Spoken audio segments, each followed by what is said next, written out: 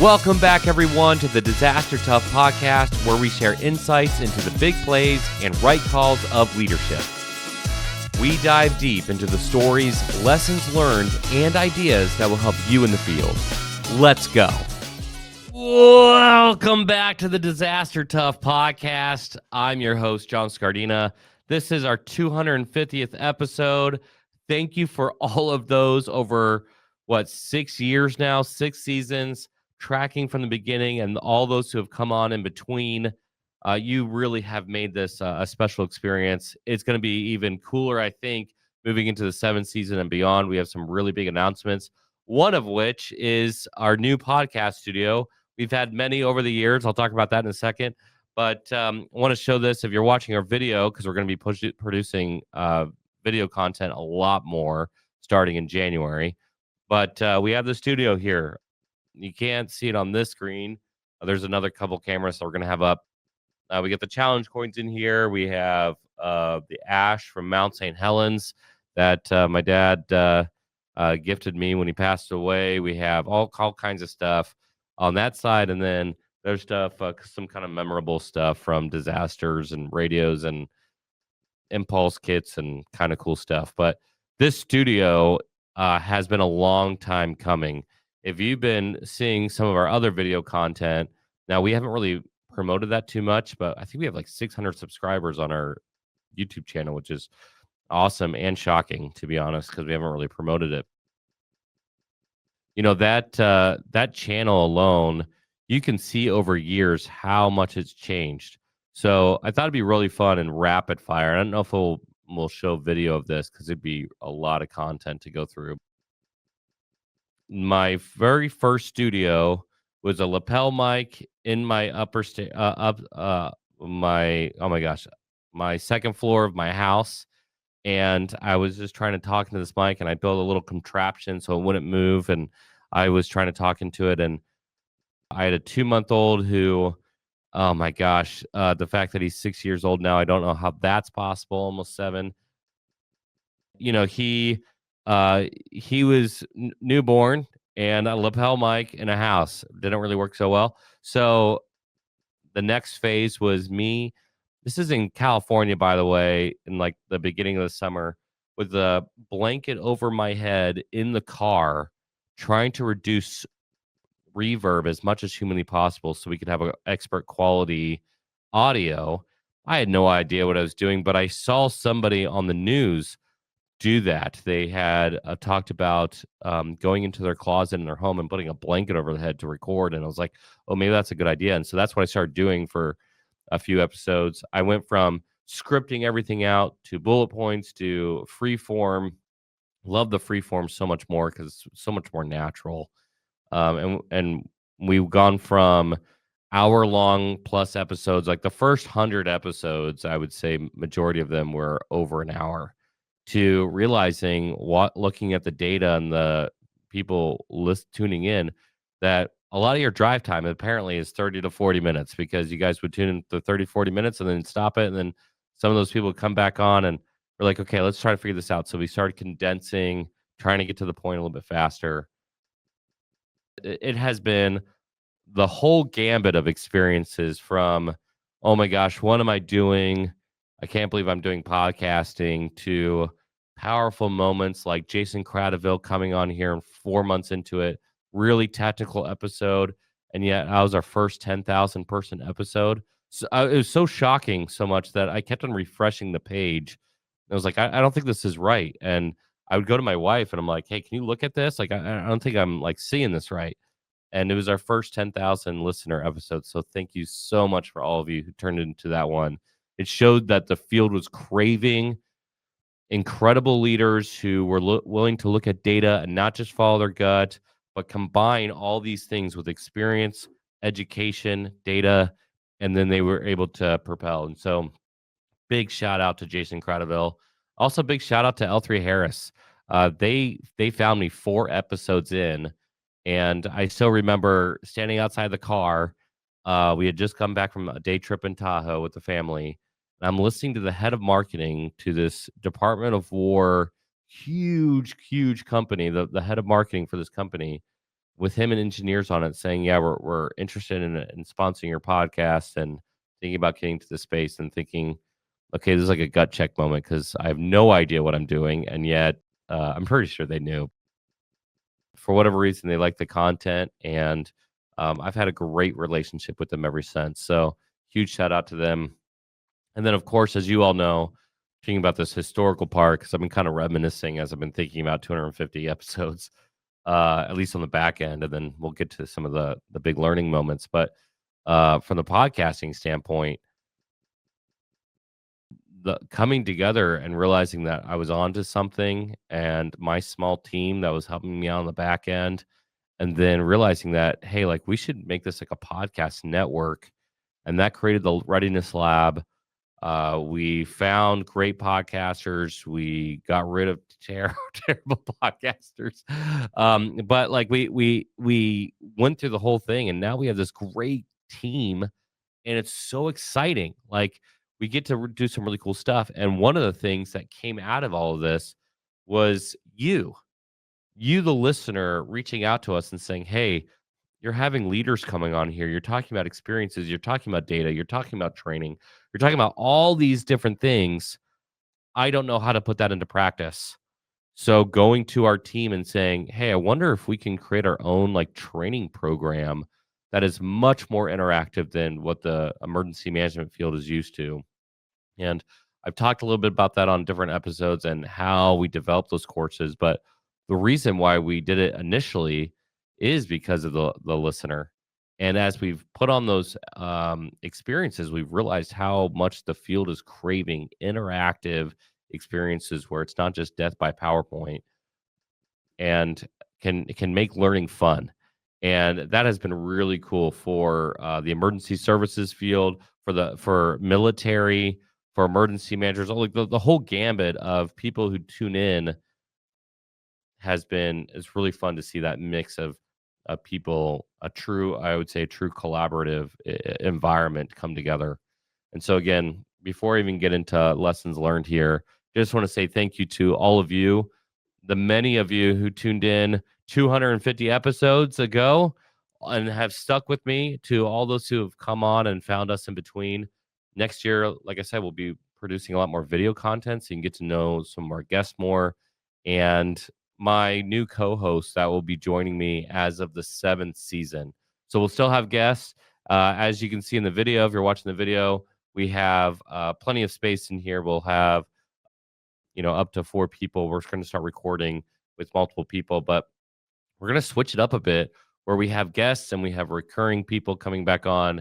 And man, that's like, I'm so excited for that. Like, I think it's so huge for the field. Emergency management is changing. Are you keeping up?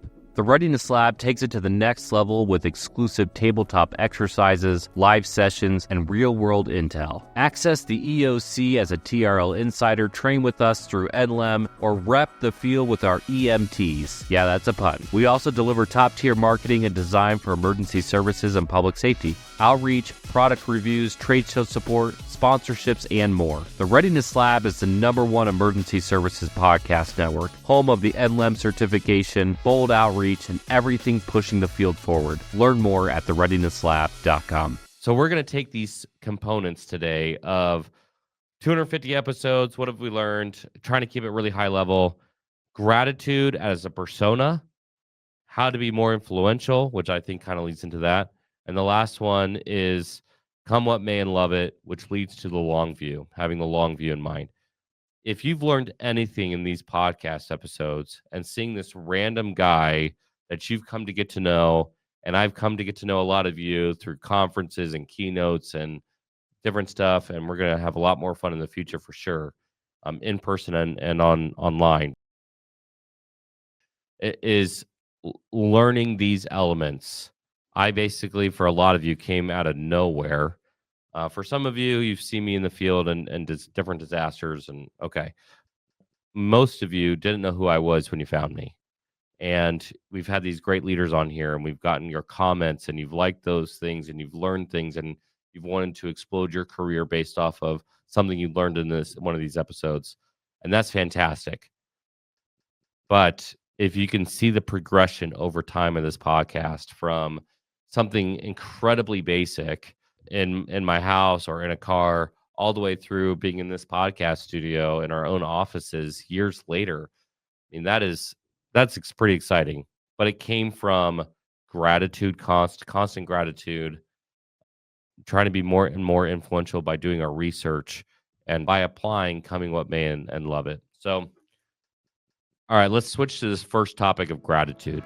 Protect your school, venue, facility, or community with Doberman Emergency Management's specialized 3x3 approach. We do this with protecting life, property, and continuity of operations through advanced planning, training, and assessments. Learn more about our cutting-edge approach with world-class professionals in emergency services today at DobermanEMG.com. Gratitude is one of the biggest things. I decided early on that if I was going to have a lot of people tuning into me every week, what kind of persona did I want to have? Like we all have different aspects of our personality. Sometimes I'm pretty goofy with my brother, with my son and my daughters. I try to be a good dad, and there's wrestling moments and there's serious moments.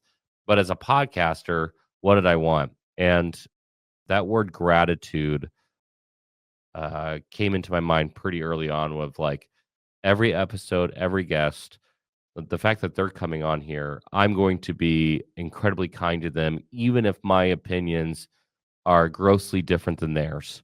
I want to appreciate them for who they are and their own experiences. And as long as they don't say anything that is contrary to, having a high moral code, then I'm good with it. And we can just have a conversation. And that's allowed me to learn so much more than I think I would have if I didn't have that mindset of going in and just saying, I'm going to take you at face value. There are people definitely that we have met, especially behind the scenes and different atmospheres that didn't have great standards, personal standards, and yet they're we're able to navigate around that and find great people. Man, there's a lot to unpack with that. Maybe I'll get into that in the future, but essentially that gratitude aspect, which led me to making sure that I went on LinkedIn and other sources where I comment fairly frequently and also have that same mentality. Like I've met some other people who are just like salt of the earth, wonderful people in person, but you look at their online persona and they're just like it's like disgust, it's like rancid, like it's like something that's like repulsive to me when I see their comments. It's so like cruel the way they interact with people, and I wish they understood that, like, that perspective. But gratitude for everybody who's come on was a big thing. The other lesson learned that I think might be applicable to you, so if we're talking about gratitude and how to interact with people and kind of like what do you want your reputation to be? We don't get to choose our own reputation. I definitely try to cultivate my own, but as a professional, and yet who I don't understand every culture, every mannerism that I give might mean something to somebody else, and so I'm grateful for the many people who have tried to take me at face value, and for those guests who've come on. Are you looking for bleeding control equipment? Impulse by Doberman Bleeding Control equipment is professional grade and built to save lives. From the Responder Pro Sling for first responders to wall-mounted kits with AEDs, compact packs for ushers and security, and the MCI resupply cache for standby teams, get your Impulse kits and training from impulsekits.com. The next lesson that I don't know if I learned from the podcast, but I definitely have applied it to the podcast was, this is going to sound crazy based off of what I say every episode, but like nobody's special. Like has more value than anyone else. Everyone has value for the fact that they're alive, for the fact that they live on this planet, the fact that they're part of the human family. They have infinite value. And so I don't ever feel shy talking to somebody who has accomplished a lot in their career, because they have the same value that I have. So I guess that's the lesson is there's a difference between value and impact. We can respect people who have high impact, and we should show them respect because it's better to be influential with them instead of just calling them out constantly. So much of that. And so we try to show them respect, but talking to these people, I never felt the need to like placate anybody. I've never felt the need to have this hierarchy. They're all equals when they come on here. And it is surprising how many people with place of high impact, both previous and current, are come on here, and they are some of the most humble, kind people you ever meet. And I actually think that they think it's pretty refreshing when somebody just talks to them like a human. The other big one was probably realizing, I don't know, man, when was that? I think it was around the 100th episode. The 100th episode, we had then Colonel McKinney, now General McKinney on the podcast, and I'm a big fan of his, especially because like he lives that persona like all the way. And it's really fun to like interact with him because he like walks around like he's the general, and it's like amusing to me. But he's the real deal. And after talking to him, I had so many people reach out to me. A lot of firefighters, interestingly enough, talked about how much they liked that episode. And I that's when I realized that like this emergency management podcast that I was trying to make in the beginning really wasn't an emergency management podcast anymore. And as you've looked over the next 150 episodes, I've really steered away from only having emergency managers on here to help other people have that full spectrum conversation. That includes having CEOs on the podcast. That includes having 3-star generals on the podcast. That includes having fire chiefs and police chiefs and SWAT officers and USAR members, and of course, emergency managers in the public and private sector. We've kind of run the gambit again on this perspective, making sure that everybody is part of this conversation, like like truly an ESF podcast.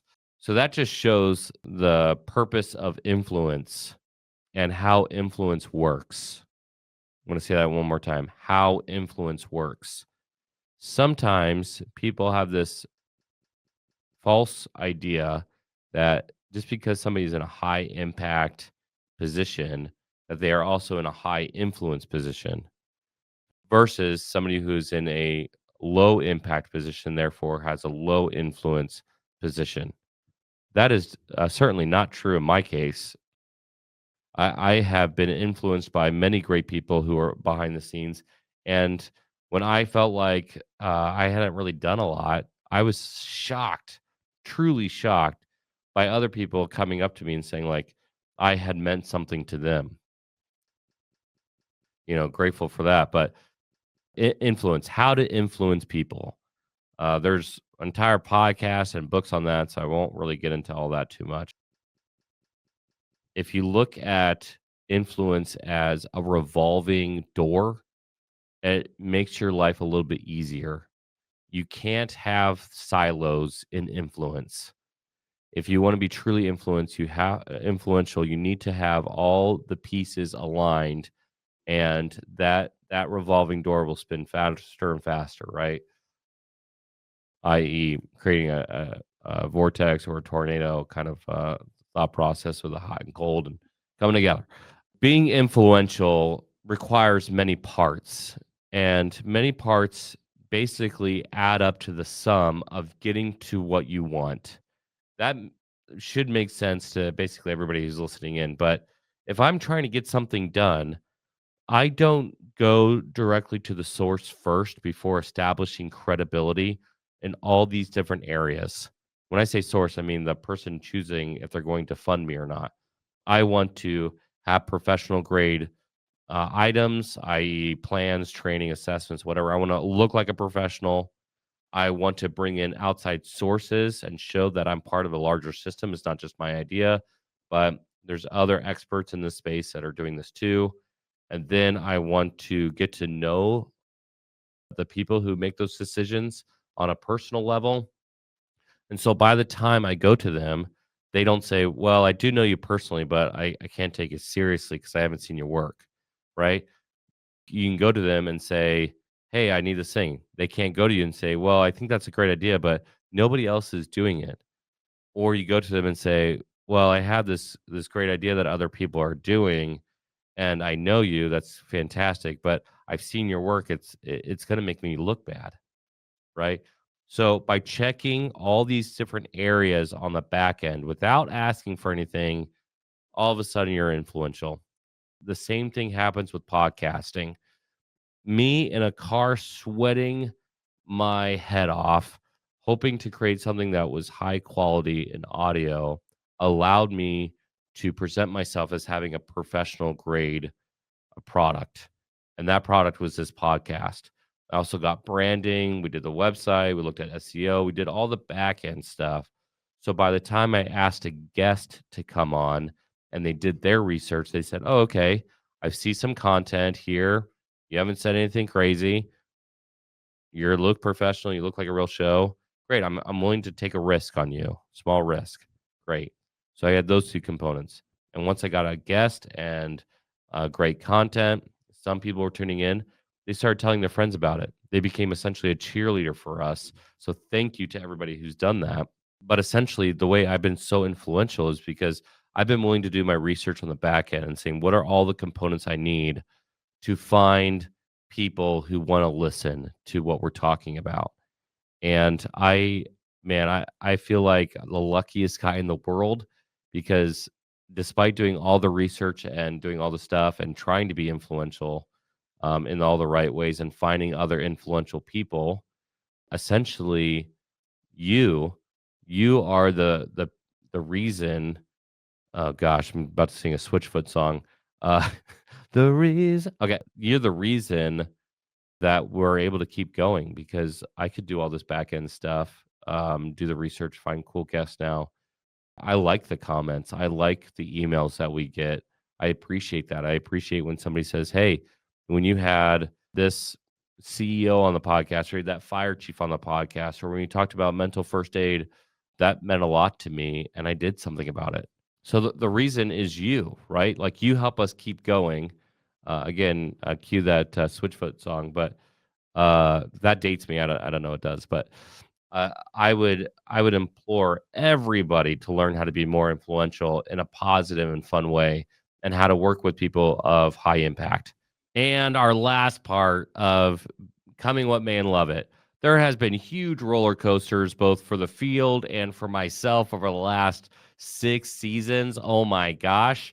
I started off with a 2-month old, firstborn 2-month old. 6 years later, I have 3 kids, and the third kid's about to turn one.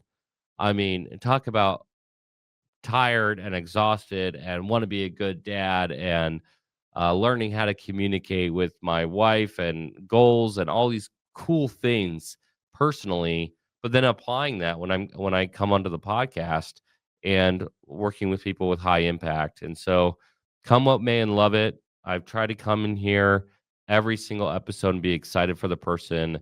And when we vehemently disagree with somebody, try to respect them, not just try to, but respect them and respect their experience and share differing opinions in a positive and helpful way. I've only took off the air 2 episodes. One, because a person had low moral code and we weren't going to promote that person. So I don't have to worry about that one. And the other one was a good friend of mine who who said a week before Putin invaded Ukraine that would never happen. And I was about to have that episode go live. I was like, I can't embarrass my friend on the show. So pretty funny stuff. But basically, I've had the entire gambit of people on here, and come what may and love it. Love that conversation, love that person for being a human and having their own experience and taking the time to talk to you and me. Keep moving forward. Come what may and love it. We're a small team. We are finally getting into a space where we want to do more video content and help you guys out and answer a lot more questions. Man, we get so many people reaching out. Thank you so much. But essentially, come what may and love it, do what we can. There's a really cool scripture that I like. It says, God doesn't want you to run faster than you have strength. Now I'm paraphrasing that, but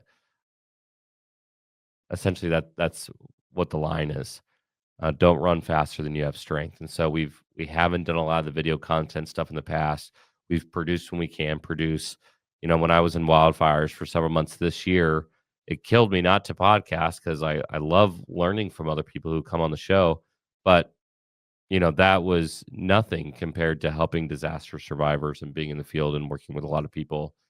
And come what may and love it, because I was on that in that experience. By the time that we had the general come on here for the Army Corps of Engineers, we had both had happened to be at the same wildfire. And so come what may and love it.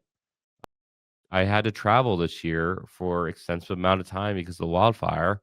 And my wonderful wife brought out our 3 kids to California, and they stayed with me for several weeks. Come what may love it. Like, we made it work. We lived in a 1-bedroom apartment for with 3 kids for several months, or for several weeks at least with them. You fast forward and things work out, especially if you have a plan, especially if you're able to do research, especially if you have the long view. My caution to all those who are dealing with the huge turmoil of not knowing what's going to happen in the future with FEMA or with grant sources or with other things is long, deep breaths and recognizing these things are moments in time. And if you can say, okay, this moment will pass as long as I'm doing the work, you'll be fine. Not saying it's easy. I'm not saying we should just blow it off. I think it's okay to vent to somebody close to you. I also think that you shouldn't vent to everybody, and you should get to work. And that's the kind of the essence here of being disaster tough, is being able to make tough decisions when things are not going your way, and making tough decisions so that they do go your way and they keep going your way, and working with different people. If you learn to be more grateful for the people that you interact with, no matter what level that may be, and you're able to do your research and be more influential, you're able to see the long view through come what may and love it, you'll be the most disaster tough person on the planet. And that's kind of the lesson that I think that I want to leave with today is, um, 250 episodes in, end of season 6. We have a couple episodes more coming out. Season 7's coming out. We have exciting stuff, and that couldn't have happened. The stuff that we're talking about right now could not have happened if all those lessons learned were not applied. So, for all of you who keep tuning in, for all those who give us messages, for all the guests who have come on and will come on in the future and join me in this podcast studio. Yes, we're going to have guests here, which is going to be awesome. For all of that, including our sponsors who allowed us to operate. Gosh, man, all of this is data points that accumulate and come together and allow us to do something great. So thank you to all of you. If you got something out of this episode, if you got a great reminder of gratitude, which, by the way, Thanksgiving week, can't think of a better conversation for that. But gratitude, being influential, having the long view in mind. If you've had an experience where you were taught one of those things, or you learned some other huge life lesson, I would love to know it. Let us know in the comments for LinkedIn or social media, wherever you post. If you have a question for me in particular, based off of something I've said, you can send me an email at contact@thereadinesslab.com. If you have a guest that you're like, why haven't they been on in 250 episodes? Send me an email. We'd love to get to know them. And with that, we will see you for the next one. Peace.